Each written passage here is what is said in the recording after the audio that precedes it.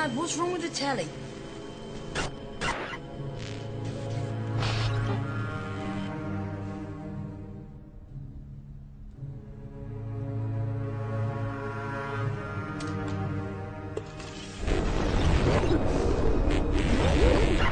Good evening, London.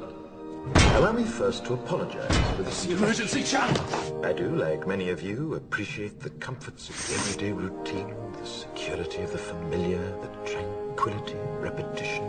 Bloody hell. I enjoy them as much as any bloke.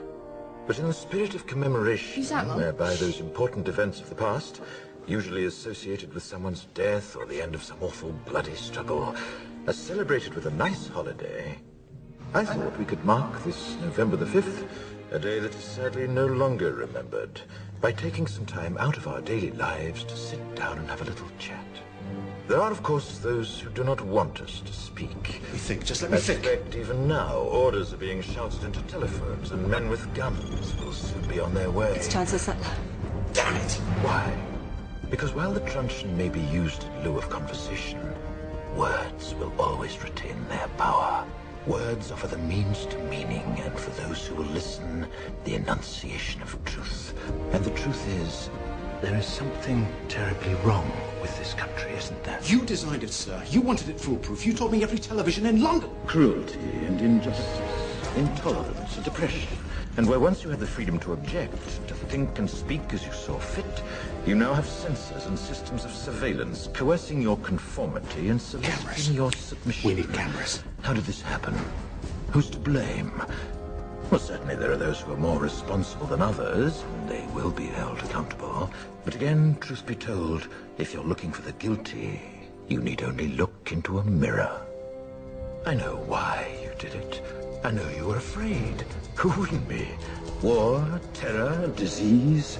There were a myriad of problems which conspired to... Fear got the best of you, and in your panic you turned to the now High Chancellor Adam Sutler. He promised you order, he promised you peace, and all he demanded in return was your silent, obedient consent. Inspector, you're almost through. Last night, I sought to end that silence. Last night, I destroyed the Old Bailey to remind this country of what it has forgotten. More than 400 years ago, a great citizen wished to embed the 5th of November forever in our memory. His hope was to remind the world that fairness, justice, and freedom are more than words. They are perspectives. So if you've seen nothing, if the crimes of this government remain unknown to you, then I would suggest that you allow the 5th of November to pass unmarked.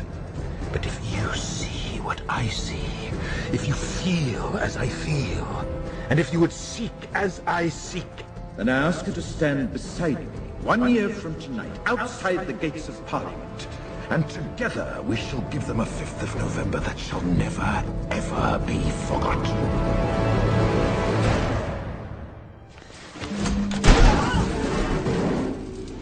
Kerosene fog. He's using our smoke machines. Cover the exits. No one gets out. The rest of you follow me.